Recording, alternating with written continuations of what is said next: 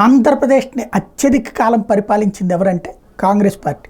తెలుగుదేశం పరిపాలించింది 20 సంవత్సరాలు, మిగతా 55 సంవత్సరాలు కాంగ్రెసే కదా పరిపాలించింది.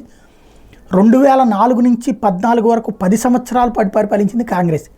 అట్లాంటి కాంగ్రెస్ పార్టీ సోదులో లేకుండా పోవడం, కాంగ్రెస్ అనేది 2014 నుంచి నామావశిష్టంగా మిగిలిపోయినటువంటి దశలో మళ్ళీ జవసత్వాలు తీసుకొచ్చి పెట్టింది షర్మిల. ఆనాడు వరుస తెలుగుదేశం విజయాల మధ్యన విలవిలలాడినటువంటి కాంగ్రెస్ పార్టీని అధికారంలోకి తీసుకొచ్చి పెట్టింది రాజశేఖర్ రెడ్డి అయితే, ఆ రాజశేఖర్ రెడ్డి రెండవ బిడ్డ షర్మిల కాంగ్రెస్ పార్టీకి ఆంధ్రప్రదేశ్లో ఊపిరిలూదింది అని చెప్పడంలో అతిశయోక్తి ఏం లేదు. శాంతం అసలు కాంగ్రెస్ ఈ దఫా పోటీలో ఉంటుందా, కాంగ్రెస్ కమ్యూనిస్టులు కలిసి తలా 3 సీట్లు పోటీ చేసినా కూడా ఏమీ సాధ్యం కాదన్నటువంటి దశ నుంచి సిట్టింగ్ ఎమ్మెల్యేలని తీసుకురావడం, అలాగే బలమైనటువంటి నాయకుల్ని తీసుకురావడంతో అద్భుతమైనటువంటి ప్రతిభ చూపెట్టింది షర్మిల. తద్వారా భారతీయ జనతా పార్టీ సాధించాలనుకున్నటువంటి స్థానాన్ని తను గ్రాబ్ చేయగలిగింది.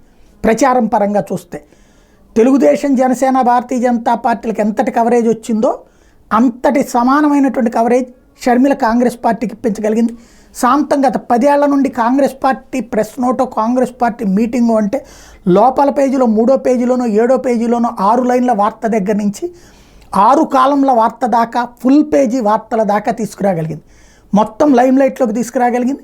తన కుటుంబపు సమస్యని జనం ముందుకు తీసుకువెళ్ళి జనంలోకి దాన్ని చొప్పించడం ద్వారా ఓ ప్రయత్నం చేసింది.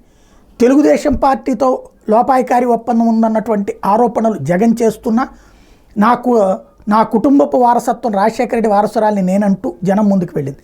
కాంగ్రెస్ పార్టీ అయితే లైమ్ లైట్లోకి తీసుకురావడంలో షర్మిల సక్సెస్ అయింది. గెలుపా ఓటమే అన్నటువంటిది ఓటర్లు రేపు డిసైడ్ చేస్తారు. ఫైనల్ రిజల్ట్ జూన్ 4న తెలుస్తుంది.